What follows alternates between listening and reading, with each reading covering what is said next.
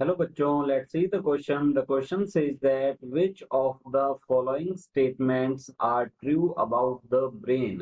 तो ये जो क्वेश्चन है इसमें हमें ब्रेन के बारे में जो स्टेटमेंट दिए गए हैं वो कौन सा ट्रू है एंड फॉल्स है इसके बारे में बताना है। तो इस क्वेश्चन का जो की कंसेप्ट है ये होगा ब्रेन। हमें यहाँ पर मेनली ब्रेन जो कि सेंट्रल नर्वस सिस्टम का पार्ट है इसके बारे में पूछा गया है। तो चलिए देखते हैं फर्स्ट स्टेटमेंट को। यहाँ पर ये दिया गया है the main thinking part of brain is hind brain. तो हमारा जो ये स्टेटमेंट है ये फॉल्स होगा, बिकॉज जो थॉट प्रोसेस है, थिंकिंग पार्ट जो है ये होता है सेरेब्रम पार्ट, जो कि फोर ब्रेन का पार्ट है, ये हाइंड ब्रेन का पार्ट नहीं होता है।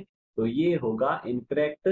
सेकंड दिया गया है हमारे पास statement centres of hearing, smell, memory, sight etcetera are located in four brain. तो ये बिल्कुल ट्रू है। जो फोर ब्रेन है इसमें टेम्पोरल लोब, ओसिपिटल लोब जो है इसके लिए रिस्पॉन्सिबल होती है। तो ये बिल्कुल ट्रू दिया गया है हमारे पास यहाँ पर। हियरिंग मीन सुनने के लिए, स्मेल के लिए, देन मेमोरी जो है वो स्टोर कहाँ होती है, ये फोर ब्रेन का पार्ट है।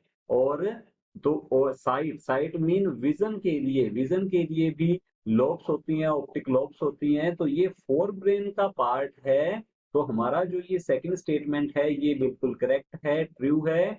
आगे की ओर थर्ड स्टेटमेंट दिया गया है involuntary actions like salivation, vomiting, blood pressure are controlled by the medulla in the hind brain. तो अगर हम बात करें हाइंड ब्रेन की, तो हाइंड ब्रेन जो है इसके पार्ट्स होते हैं जैसे कि सेरेबेलम।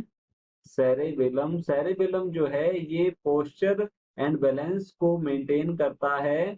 और पार्ट होता है इसका pons varolii, pons varolii and medulla, medulla oblongata.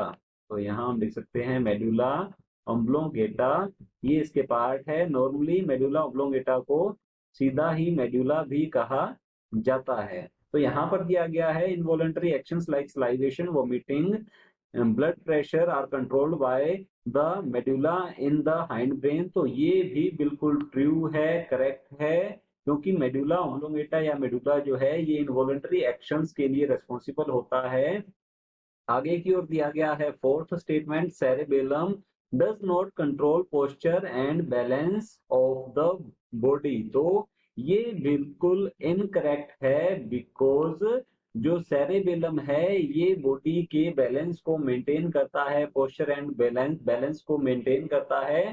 तो यहाँ पर ये इनकरेक्ट है, फॉल्स है। तो हमारा फोर्थ स्टेटमेंट इनकरेक्ट होगा। तो हमारे दो स्टेटमेंट जो है सेकंड एंड थर्ड बिल्कुल करेक्ट है। तो चलिए देखते हैं ऑप्शन की ओर। ऑप्शन ए में फर्स्ट एंड सेकंड को करेक्ट बताया गया है। तो हमारा जो ऑप्शन ए है ये रॉन्ग होगा, बिकॉज ये दोनों ही क्या है यहाँ पर, फर्स्ट जो है ये तो फॉल्स है और सेकंड ट्रू है।